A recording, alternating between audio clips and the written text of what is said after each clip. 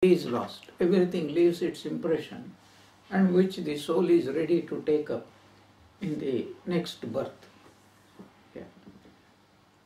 This is these people, of course, they never accept the past births. But they can't explain also many things. How did Mozart become such a great musician? How did a carpenter's son become such a great spiritual personality? Whom are we talking about? Jesus. He was a carpenter's son. And but he wasn't really. The carpenter was not his father. His father was No, somebody else. I mean, what about Mary? Yeah, well, she was chosen because she was... No. You don't want to evade the issue. Okay, father was not Joseph. But how the mother was only ordinary mother. Legend has it that she was a temple virgin. That the legend is not in the Bible. Yes, okay. Even if we accept a temple virgin, she was never celebrated as a great spiritual personality. That's why the whole biblical, those earlier, say, these people, Catholics, they were forced to elevate her just because she has given birth to...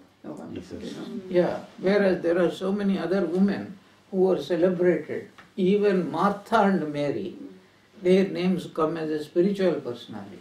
But nowhere they have mentioned Mary as an extraordinarily spiritual personality, excepting for the fact that she was fortunate to give birth to Jesus Christ.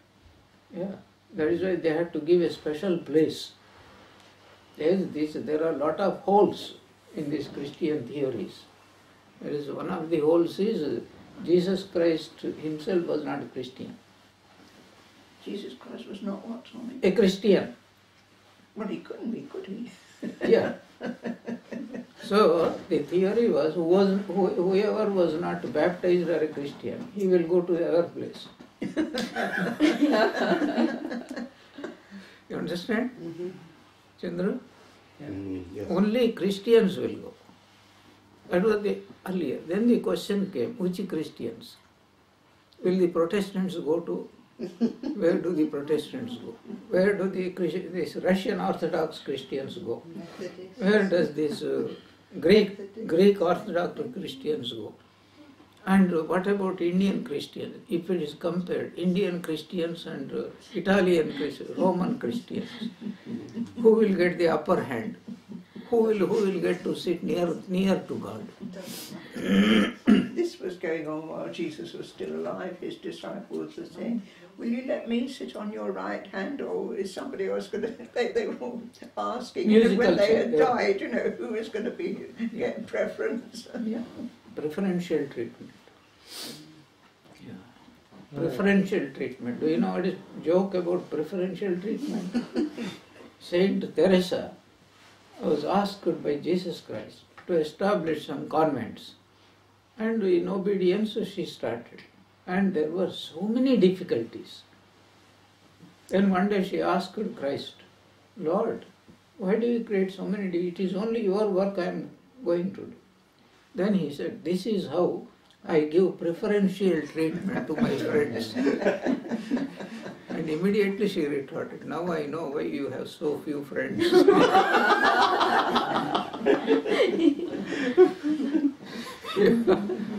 That is Helen Keller, Gurudev. Helen Keller, Yeah. she was the one who invented Braille. Yeah. The worst thing about her life was, unfortunate thing. She was born a perfectly healthy girl. She could see, she could hear, she could talk, everything. Suddenly she lost, I don't remember at what age. 6 years, at the age of 6 years. 6 years. After that she had to relearn the whole lot. But her life is an inspiration for so many people, because that persist willpower is what we were talking about, willpower, that persistence. That I will never give up. I've got a question. You said in one of the earlier talks there are... Just let me complete this one. There are also, we were talking about, what is called forced difficulties and voluntarily taking up the difficulties. Then also about the madness we talked. Madness also, there is a real dementia and there is a what is called voluntary dementia. Have you heard about voluntary dementia? The dementia is not unreal. The dementia is very real. But it is so self-controlled. When a person wants to be demented, he goes into the demented state. When he wants to come out, he comes out. Two examples. Real life. This Chandrasekharendra Saraswati, Sringeri Mata.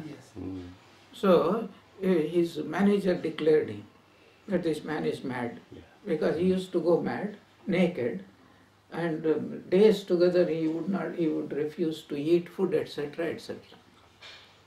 So he was locked. Only on some days he used to be a little better. On those days they will dress him up and bring him for devotees darshana, and for a few minutes he will give darshana and goes back. Promptly he was locked. But when he was brought out, you can't believe that he was locked. Locked means, they didn't want him to wander about. So this Maharani of Mysore, she was a great devotee of the Swami. And once she visited and she wanted to meet the Swami. Maharani means in those days she was a very powerful lady.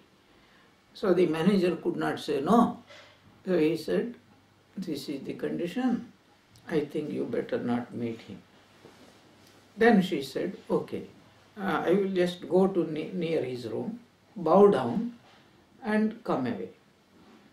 So she went. There was a window which is, you cannot see the person inside. But there is a these windows were closed. She went near the window and she was bowing down. She got up and she heard, my daughter, come at 4 o'clock, I will see you. And she came at 4 o'clock. He was a perfect gentleman and he talked with her for a few minutes and sent her off with his blessings and promptly became mad again.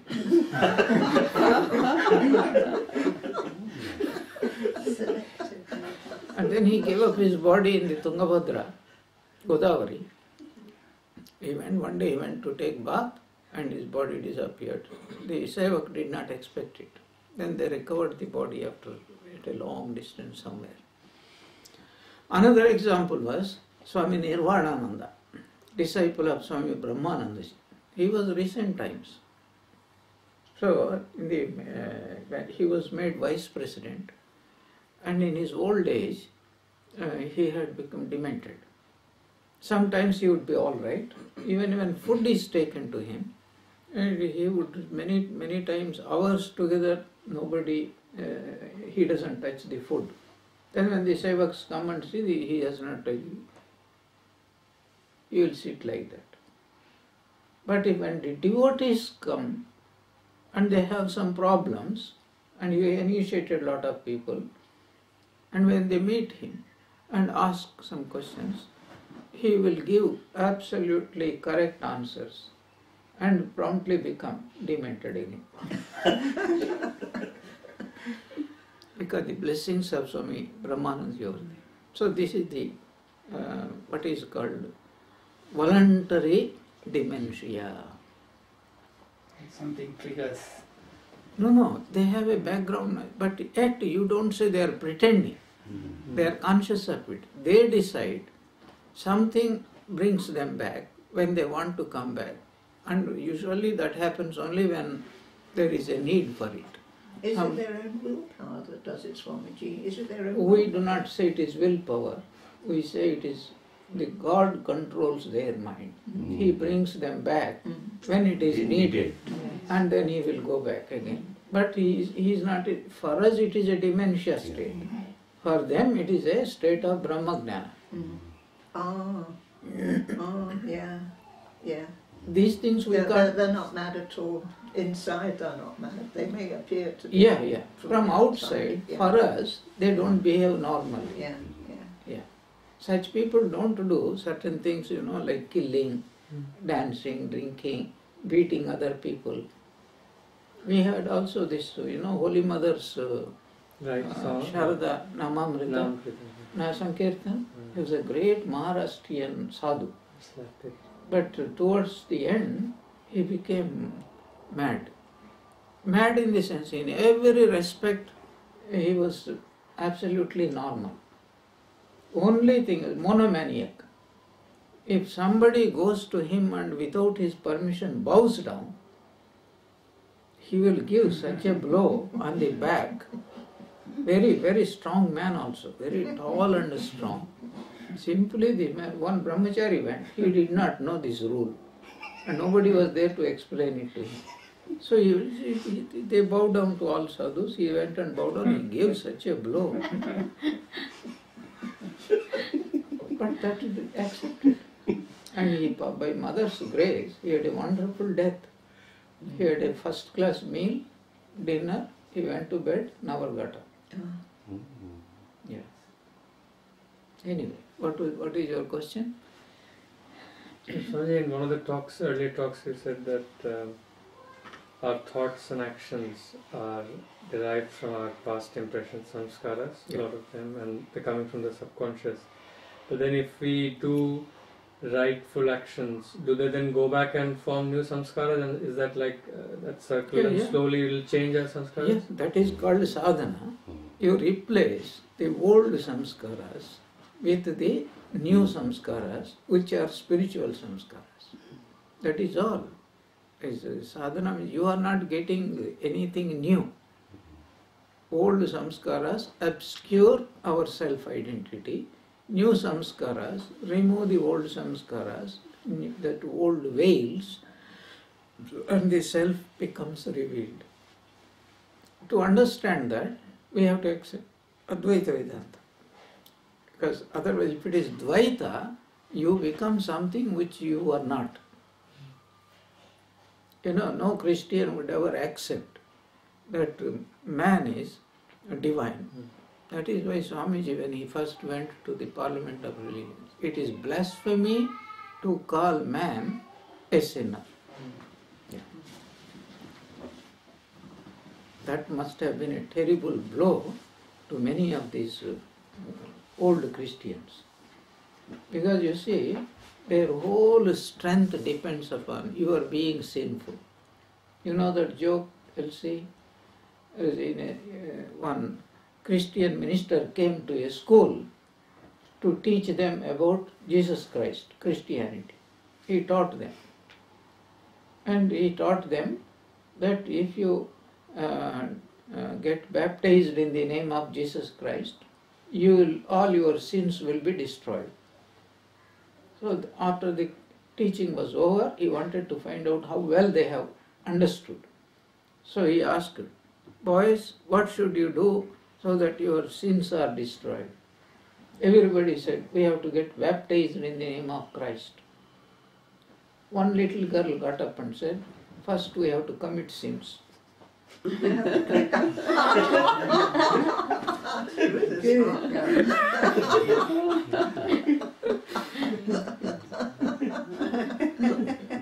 So what is spiritual sadhana? It is our outlook changes according to our knowledge. And we know what is knowledge? What is knowledge? Our identity, who we are, that is called knowledge. Okay, let me elaborate a little bit. If you think you are a human being, then your whole perspective is from human being's point of view. If you think you are a woman, your whole perspective is from the viewpoint of a woman. If you are a baby, and then your whole perspective is, do you think you will care for a Cadillac car and 7-story buildings? If your whole mind is fixed upon toys and all these things. Your memory is only that interesting story, incident I told. You remember? Once, some old people, and young people and children, they were taken on a free tour around London. They were not told what was the purpose, but they were taken deliberately through some shops and all those things. And in the evening, they were all assembled and they were asked, what are the things that you have seen? How many things do you remember? So the young children were only remembering the toy shops. How many toy shops they have seen, teddy bears they have seen. The young people, young women, remembered all the shops which sell the dresses. And the young men remembered most of the sports equipment. And the old people remembered most of the pharmacies.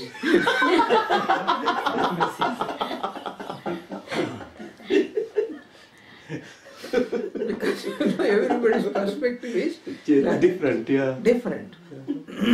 So, this is our knowledge springs. But within this, there are infinite variations. Suppose you are an angry person. What's your knowledge then? I am an angry person. And from that perspective, whatever, whether it is justified or unjustified, we think this person or this thing caused this reaction in me. So this person is my enemy. Don't you see, even children, how they look at their parents? If the mother refuses to give them ice cream or not allow them to go and play, they will be grumpy. Do you know? From that knowledge point of, I am a grumpy child. They don't know that they are talking about themselves, but their reaction towards their parents or elders will be like that. This is the simplest fact. This is what I mean by our knowledge. But at different times, we are in different identities. When you have freshly awoken from sleep, then the whole world appears to us in a different way. When you are agitated, when your boss says, I am not pleased with your job, and job market is very fearful, then you will have another type of reaction. We are all going through. Many people are going through. So like that, our knowledge creates our appropriate reaction. What do you mean by knowledge? Our identity. At any given time, what we call our identity, that's what. Yes, I am a human being, we all know. But we don't stop at that identity. We say, I am a man. What type of man? My perspective is 70 years. I am 70 years man. My whole priorities would change. Mad people. Hmm? Mad people, they have their own identity. They have their own identity. That is why, even though you are calling him mad, that only a demented person, we don't know what type of identity he has inside. But even a madcap, the madcaps are also, there are different madcaps are there. One type of madcap is very destructive.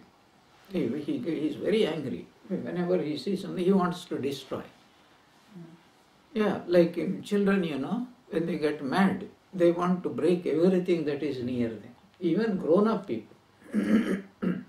Yeah. So, one type of mad person is another type of mad person went happy, went on laughing. You tell the worst thing, he goes on laughing. For him, everything is funny. Now, which type of mad person do you prefer?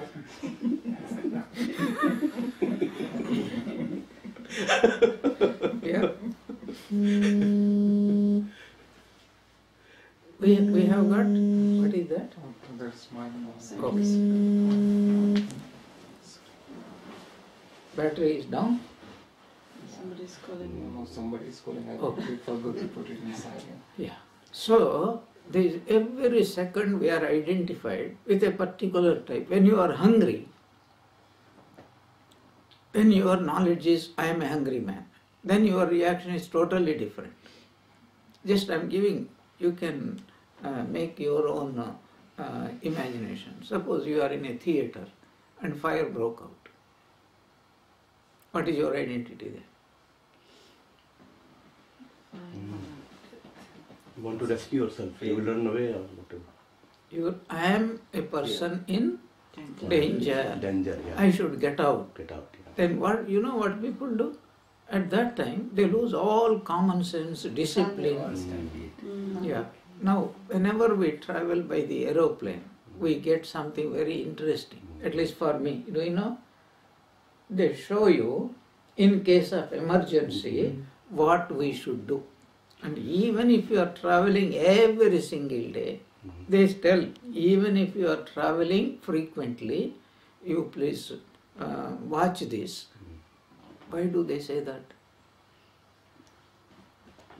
Because you forget when... Because we are assuming I will be like this when emergency comes. No, you won't be like that when emergency. You will be an emergency person when emergency comes. And at that time, how you behave is totally different. And they have shown recently, there is a program, I enjoy it. Some people, when the smoke is coming, instead of going towards the exit, they were going deeper into where there is more thick smoke. And ordinarily they are normally very intelligent people. But under those circumstances, their intelligence has turned into a different identity. So at every time, that's why an angry person looks at the world in one way, a lustful person looks at the world in another way, a peaceful person looks at the world in another way. Yeah. So when we say knowledge, let us not assume that it is the same all the time. It depends upon our identity, and our identity is changing. There was a church meeting, mass was going on. And you know, usually after the mass was over, hat collection will be there. Plate collection, now they call it. Hat collection, plate collection. So there were 3 miserly people wanted to enjoy the mass. Miserly people. So they entered into the church, thoroughly enjoyed. And when the plate collection came, one fellow became unconscious, 2 fellows carried him.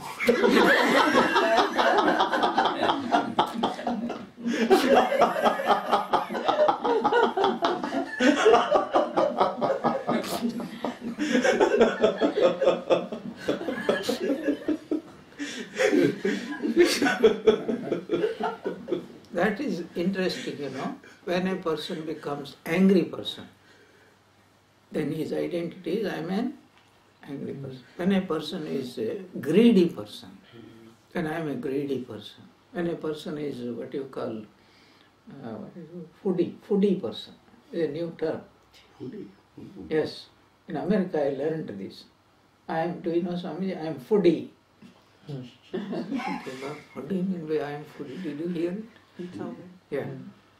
Foodie means, what is that called? A person who loves food? Glutton. Huh? Glutton. I am a glutton. That's what he meant. But nowadays, that word glutton is a bad word. So, executive form of the same meaning word is, I am foodie. I love food.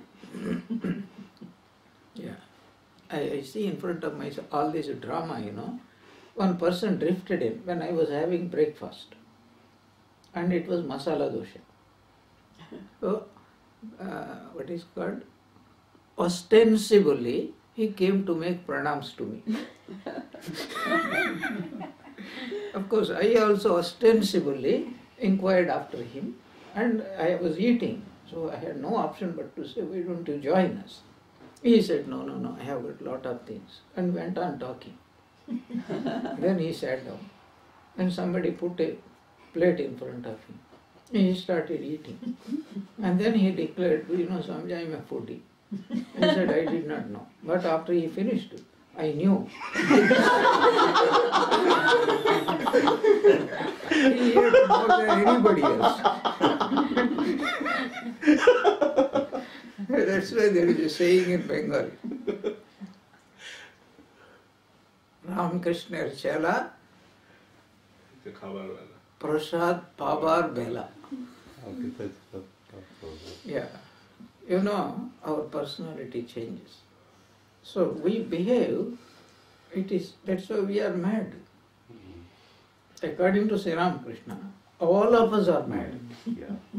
Only a saint is a normal person. According to Jung, the abnormal people are normal people, most of them, and the so-called normal people are abnormal people. Yeah. Because if somebody tries to behave in a different way, people label them as abnormal.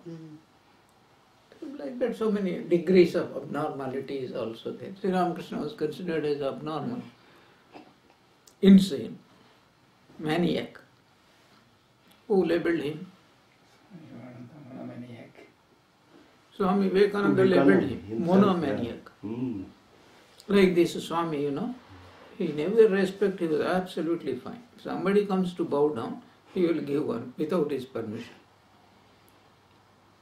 We have got so many monks. The only thing is there is nobody to tell us. Because, you know, why should they tell? Because everybody is maniac only. So I am okay, you are okay.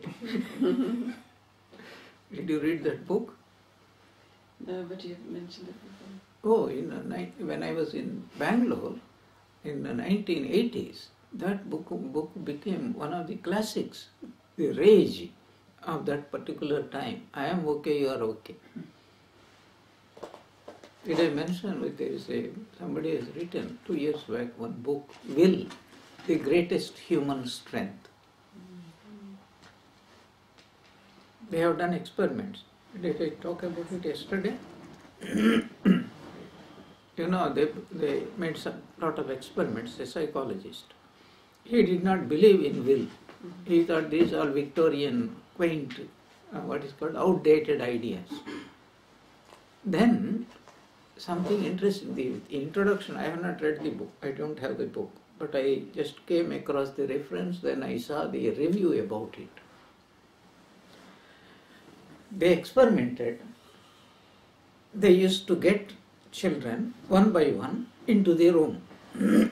And there is a special sweet, I forgot that, some sweet. Yes. With the children. In the video they were showing the children how long they can resist. Yeah. The teacher says, I'm going out, I'll be back in 5 minutes. Kudai dekh le. It was it was one of the Swamijis in IIT. He was doing a presentation, one of the Swamijis from Krishna Mission. He was showing this video to all the IITians. Swami Sarvapriyananda. Oh, that's right, acha. Sarvapriyananda. Anyway, so they were bringing one child, and then there's a very attractive sweet. And the experimenter would tell that child that, look, I'm going out, I'll come back after 10-15 minutes. And if you want to, you can eat it any time you want. But if you can wait until I return without touching it, I will give you one more sweet. So then, like this experiment went on. Then he found most of the children, the moment the experimenter went out, they made a beeline for the sweet and swallowed it. Some students, that lobha, I will get a second one. So for few minutes, they were looking at this side, that side, and again looking at this sweet like that. Within 3-4 minutes, somehow they could hold themselves. After 3-4 minutes, they could not resist any longer. They went and then had it. But a few children, they somehow, like that. What is it called in Hindi? Holding like that. Somehow, waiting for the experimenter to return. Held on, and then when the experimenter returned, he saw that the sweet was there. He was looking at, but they were all video cameraing without their knowledge. Then he rewarded them with another sweet, which was very good. So this was the experiment they have done.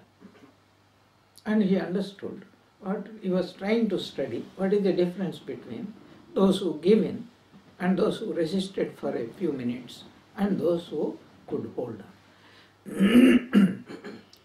And suddenly, this experiment they went on tracking those subjects until late into their life. Then they found out an extraordinary correlation. The people who could resist immediate grab sensation, they did wonderfully well in their lives. They got the highest marks, they got the highest paid jobs, they got best families, they got the highest comforts in life. They did very, very well. And those who could resist for a few minutes, accordingly, they did lower, but better than those who just went for the sweet and grabbed them. Most of these lowest type people, they had poorly paid jobs, and very often they became drunken and quarrelsome, and some of them went to prisons, some of them committed suicide. So the power of the will. Now these experimenters have no option but to accept there is something called willpower, which can be trained, which can be strengthened. And this is what Swamiji was talking about in the Karma Yoga. In the very first chapter, who is a man of character? Who can show that will? Who has the highest, what is called power of will. That's why these gigantic characters, Buddha, Jesus, Rama, Krishna, why they influence people even today? Because they lived like ordinary people, but they had that gigantic will which nothing can thwart. So that's an interesting book. I think I should read that. Guruji, where this concept that I am not the doer, but the God is doer. So, how we are responsible for our action then, if God is doer? You know, that teaching, that's knowledge, that I am not the doer, comes only after God realization. Until that time, we should not even think that God, otherwise we can commit a murder and then say it is God's will. You know, all the terrorists, fanatics, what do? I am only obeying God's will. And not only I will be punished, but I will be rewarded with paradisical happiness. Objects, etc., etc. So there is a grave danger. How do we know that we are slowly moving towards that? First of all, you will never do what displeases God. Then you will do what you think genuinely is pleasing to God. And you never feel ahankara, that I am proud, egotistic. Then people can observe you are unselfish, you are kind, you are compassionate, and you would consider other people's comforts more than one's own comforts. When we see these characteristics clearly exhibited day after day, then we know that this person is slowly moving towards that state when he could say, it is thy will, it is not my will. Otherwise, what you mean is, that thy will is my will.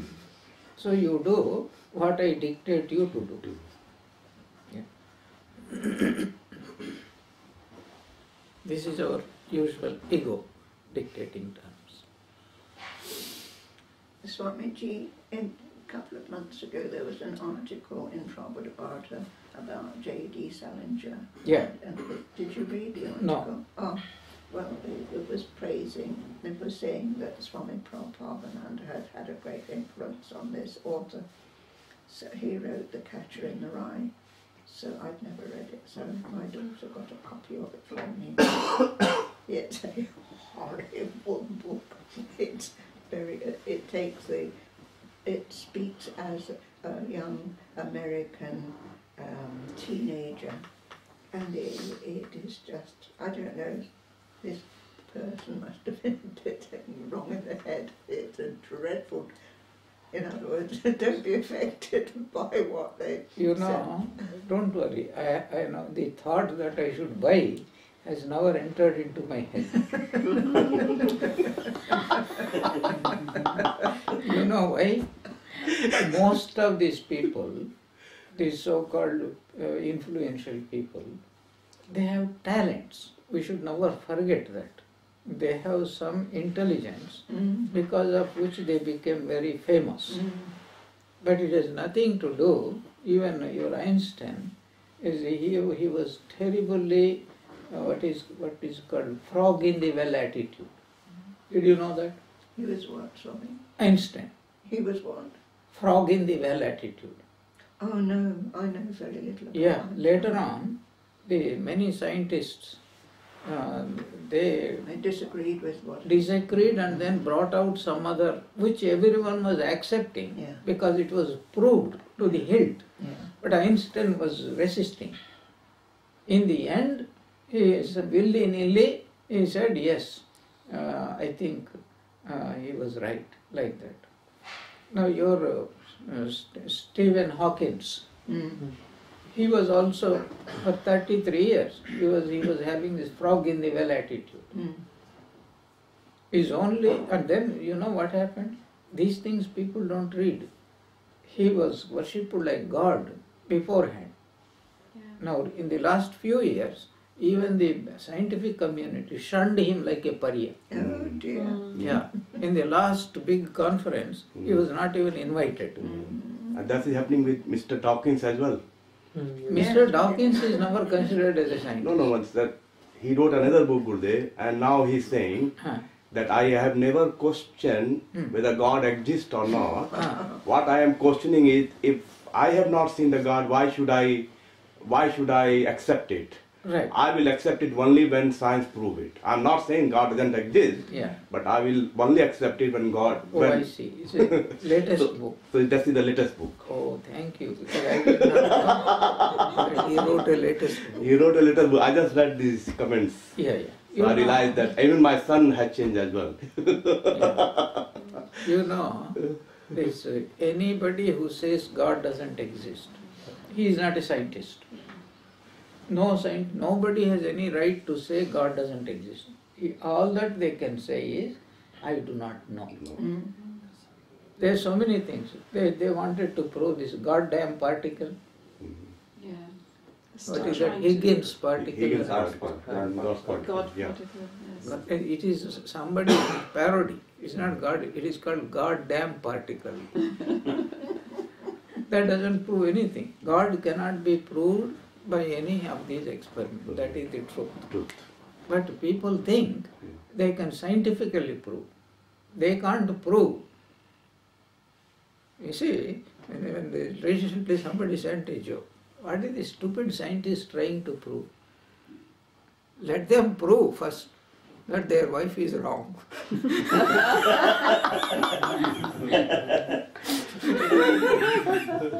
Then we will accept other things. This experiment, they can prove certain things.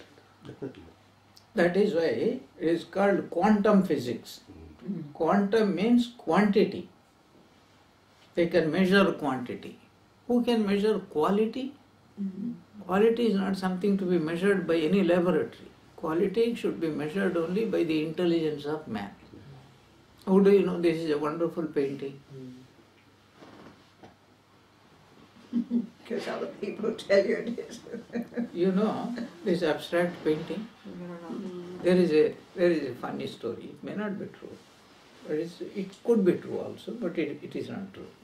One man was trying to submit a painting, the abstract painting competition. Year after year he was being rejected. So one day he painted again. He was a very persistent man. And he went out to have a lunch or cup of tea or something. His cat fell on the canvas and rolled about. When he came back, he found it was too late, he can't do anything, he can't redo everything, so he sent it. That got first prize.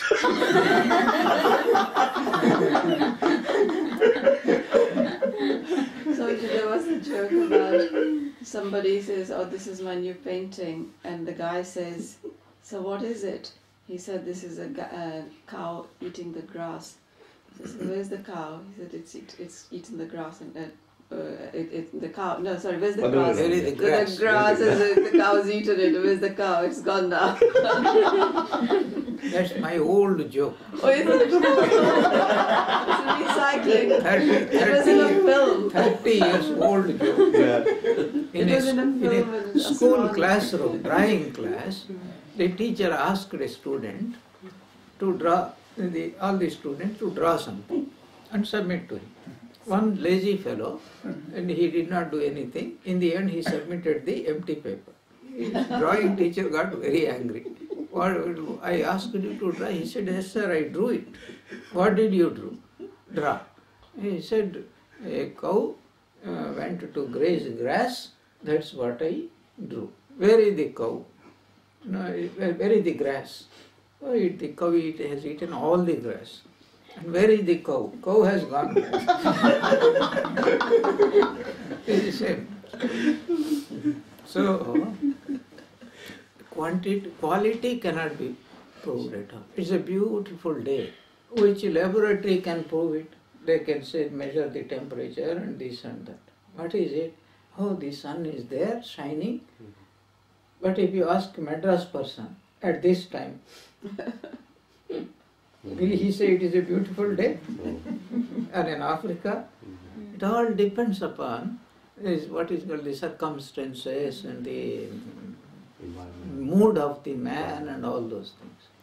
So no scientist can prove. That is why now they divided intelligence into more than 8 categories.